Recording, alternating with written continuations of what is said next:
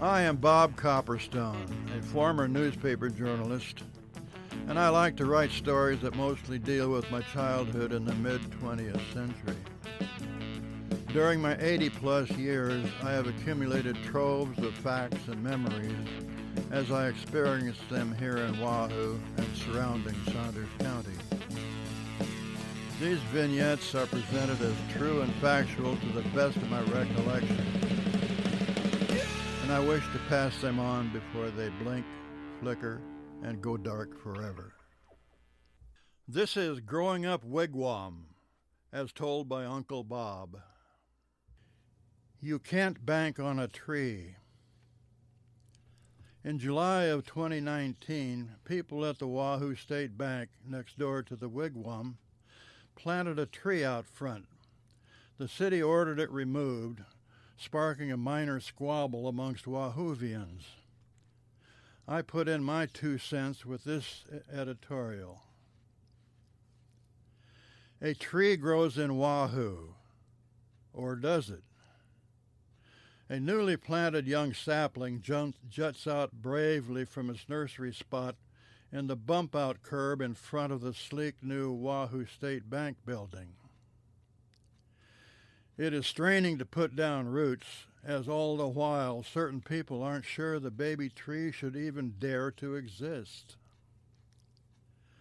To the surprise of many, probably including the people who planted it, this fragile sprig has triggered a minor storm of controversy. Solid arguments have arisen at a city council meeting and around town, both pro and con, and they all carry weight. The city council has ordered further study of the matter, guaranteeing a fair hearing for both sides, and there should be little worry that a reasoned decision will not result. But whether the young tree stays or is uprooted, there are two facts that should be kept in mind for future meditation. One, that trees and their silky leaves absorb carbon dioxide, a main contributor to climate change, and release oxygen, which we are glad to inhale. And two, that the bank, without asking taxpayers for a dime, planted the tree in good faith and no doubt with the beauty and benefit of the downtown community in mind.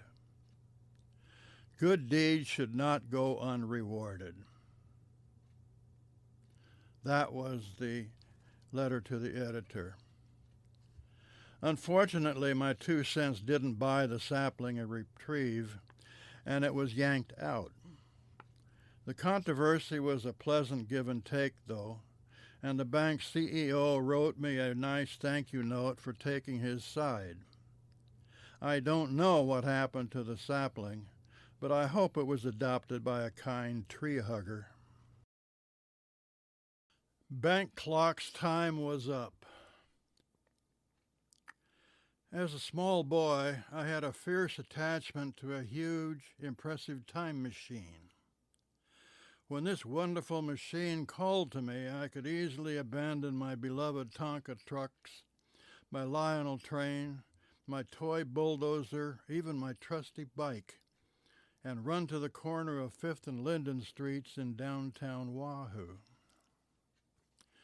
Because this machine did indeed call to me, loudly, often, regularly. You could set your watch by its calls, and a whole lot of people did exactly that. My time machine was the huge, four-faced chime clock that jutted proudly and heavily from the southeast corner of the Wahoo State Bank. You see, the bank is 2 doors east of the Wigwam Cafe, where I spent a good part of the day every day. My parents, Hank and Irma, had owned the place since 1949, and I was 10 years old. For some reason, I considered that my clock worship was consummated if I stood directly under the giant when it clangorously broadcast its Westminster chime message to all of downtown. My pilgrimage successful, I could return to my more conventional playthings. The old clock's impressive size and the deep, resonant tones of its chimes remained forever in my memory. I can even sing the notes in tune with the famous chime sequence.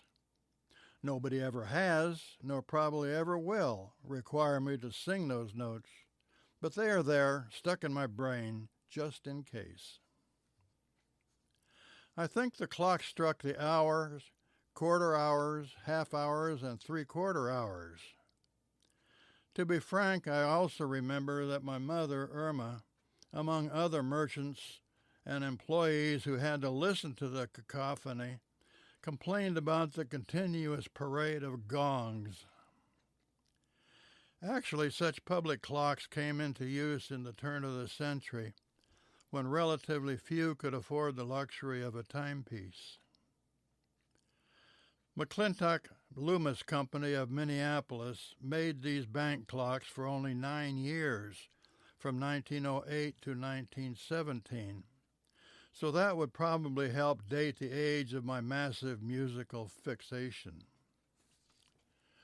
When the venerable old clock was replaced by the digital box, I, for one, was happy to always know the temperatures, and I marveled at the state of modern progress that brought them about.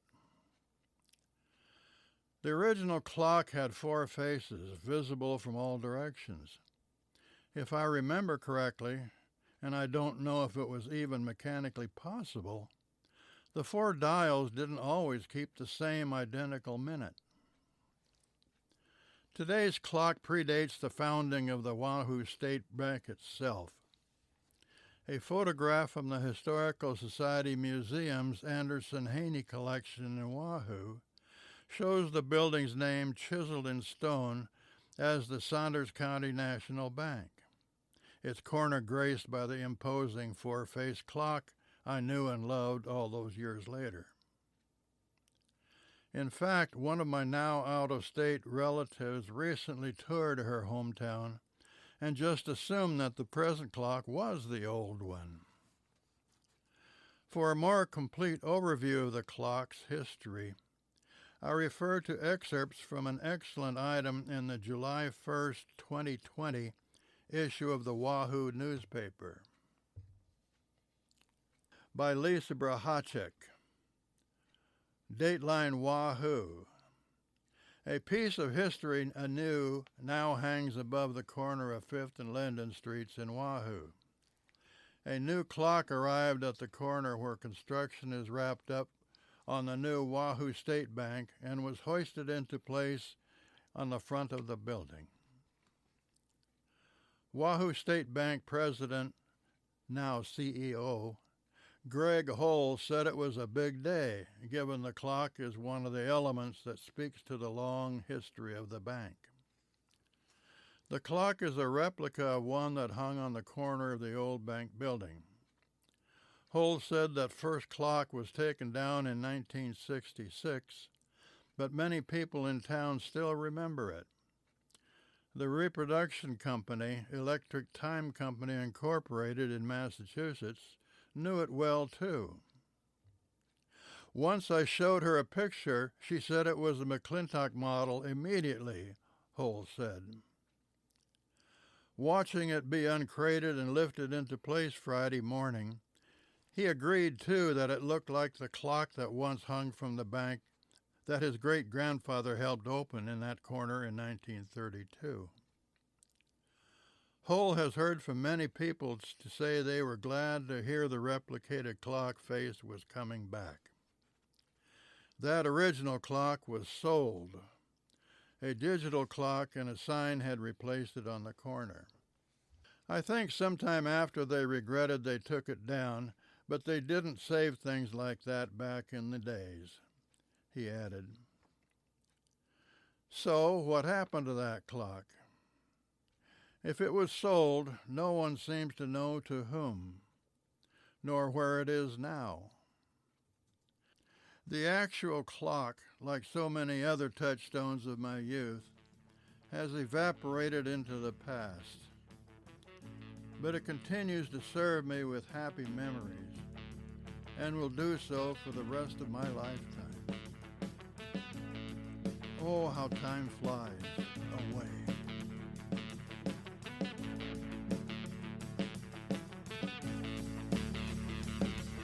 To be continued. Growing Up Wigwam is written by Bob Copperstone and produced by Chris Beatty.